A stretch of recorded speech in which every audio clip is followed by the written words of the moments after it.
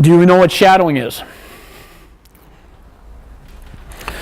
Shadowing is when they start following you around like a little child holding on to the dress, mother's dress and all that stuff on it. And it doesn't sound very concerning to maybe to some people, and I'm going to tell you something that's very unnerving, all right, as you go through this on it. First of all, let's back up 1 minute. Do we know what sundowners is? Everybody pretty much know? All right. Sundowners, 4:45 in my house, everybody got a new name. All right, it was just that time of day. But here's the thing. I got to know when it was coming. All right? You got to be proactive on this. That's when I'd go get the photo of him, and I'd take it off the kitchen table, and I'd go stick it in his lap an hour before the sundowners. Not before it happened. I mean, you got to keep them active. That's the thing about that time of day. The scientists, they want to say it's because of the shifting of light and day. I honestly think of who, what, when, and where all day long. Anybody's going to be exhausted. By the end of the day, they're going to be more tired. It's going to be, going.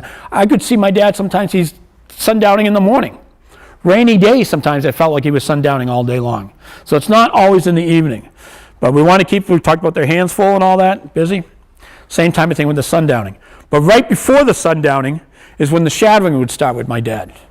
And I'm telling you, he would follow me. I didn't even have to turn around. I could feel him breathing on the back of my neck. If I took a step back, I was stepping on his feet. Right? I'll tell you, it's like, it gets to you. It really is pretty unnerving doing it. I'm walking into the bathroom. I wasn't in the bathroom 10 seconds. He's banging on the door. What are you doing in there? And the truth of the matter, half the time I was just standing there trying to get 30 seconds of peace. I wasn't even peeing, Just want a little bit of quiet for a minute. It was bang, bang. I'm like, oh.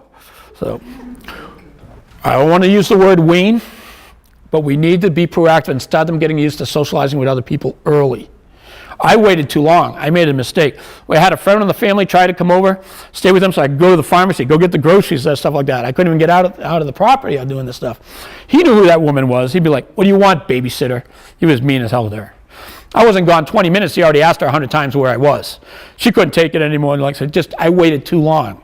If there's adult daycares, I know there was a woman here that runs adult daycare here, Luann, doing it, there, right there. Get them into that early. Let them get used to it. If they don't want to go, tell them, hey, you need to go and help out those other people. Volunteer. Become a volunteer and go over there. Do something with your time. Maybe might turn it around a little bit. But that is good. I'm going to tell you, we're going to talk about dementia mentors in a bit. It is so important to keep these people social. I know people that the guy that built the website has had Alzheimer's now for 10 years, and he just built the website for Dementia Mentors. As I'm going to talk about this on it. He stayed social. I got a friend of mine in England. This guy doesn't stop. He's got Lewy body dementia now for 5 years, going on 6 years, right? Social. He stops and everything. David right here. Social. He goes out there. We didn't know this years ago because of all the stigmas we're trying to beat up on this disease. Very important. If it's early on, don't let them stop being socializing. Keep them out in the public. Let the public deal with it and learn about it. I mean, there's some things we got to change in this disease. We're working on it. We're fighting it, but we got to change the stigmas on this. All right. The mornings, very crucial part of the day. All right. If you have a bad morning, usually sometimes the whole day goes that way, right? I can imagine if they have a bad morning. All right. Usually that's the whole start of the whole day at that point. Then my dad's taking 30 minutes to put a shoe on. That shoe goes flying across the room. Okay, time to adapt. Velcro straps, loafers, whatever, man, doing it. My dad wore business suits all his life. Right? He ended up in sweatpants and flannel shirts, and he liked it. Somebody would have told me this 10 years ago, so I'm like, you're out of your mind. I'd buy him a flannel shirt for Christmas. It never came out of the package. That's how I was doing it. But he got easy on, easy off when we get to clothing. I got a chapter in my book called The Closet of Simplicity. I don't want them to open up their closet in the morning and see 30 dresses, 30 pants, and everything. Limit choices. We need to limit choices for everything, not just clothing. Doing it. So it's something we want to do. And I'd set him up. I had a week's worth in there. If he wanted to go in there and pick out his own clothes, he only had 5 choices. We can live with that. Doing it. So on it. Well, he went through a stage where he only wanted to wear red shirts for about a year and a half. I went out and I bought 5 red shirts, man. I didn't have to do laundry every day that way. It was like, as we go through on it. But we got to think about this. We talk about tightness and clothing, easy on, easy off. My dad would not wear socks the last 2 years of his life. Refused.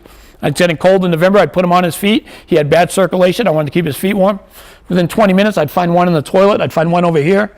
You didn't want anything tight on. So it's something to think about. Easy on, easy off on the clothing as we go through this on it.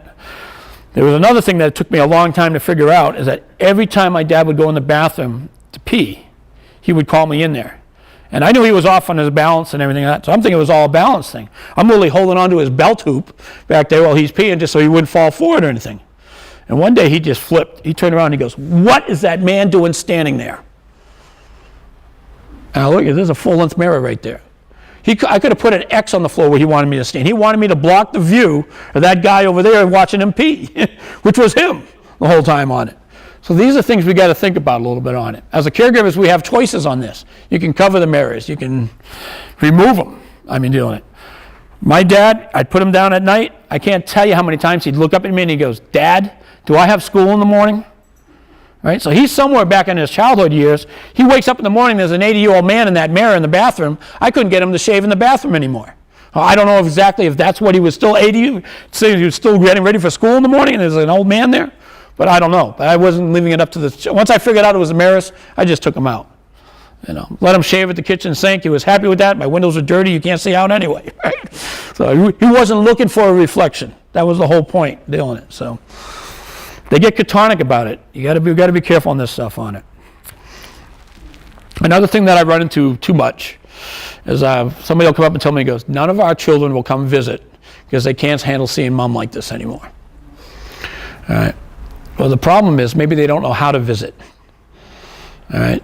There's something we got to learn. Questions are the root of all evils. All right.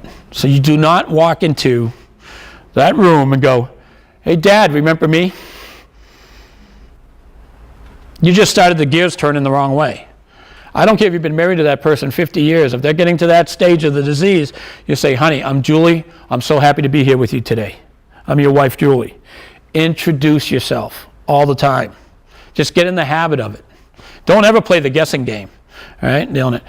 If they're standing there in a chair, nobody wants to be towered over. Sometimes they're stuck in the chair and they come on like this and they're looking down. And this is stuff that just starts building anxiety. Think of that. Make that plan. Bring the photo album with you on the visit. Make a plan.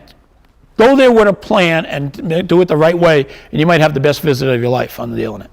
There's something I'm going to tell you. When they're gone, all these people that refuse to go, they're going to want that back. Every single one of them. Don't let that time go away and be gone, and then it's too late after that. So just because they have this dementia, and if they don't know who you are, that's okay. We all need human touch. We got to go through this. It's just part of life is going through this on it. And one day, you might have the best visit in a month. 1 month on the visit, Dale. It's like, "Julie, I'm so glad you're here. Where have you been?" So that's a good day.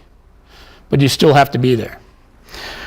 I hear it all the time. They get put into assisted livings, things like that. It goes, nursing facilities. I don't need to go anymore because they don't know who I am anymore. That is the farthest thing from the truth. First of all, your job as a caregiver is not over. It just went into a new phase. Somebody has to keep an eye on this facility.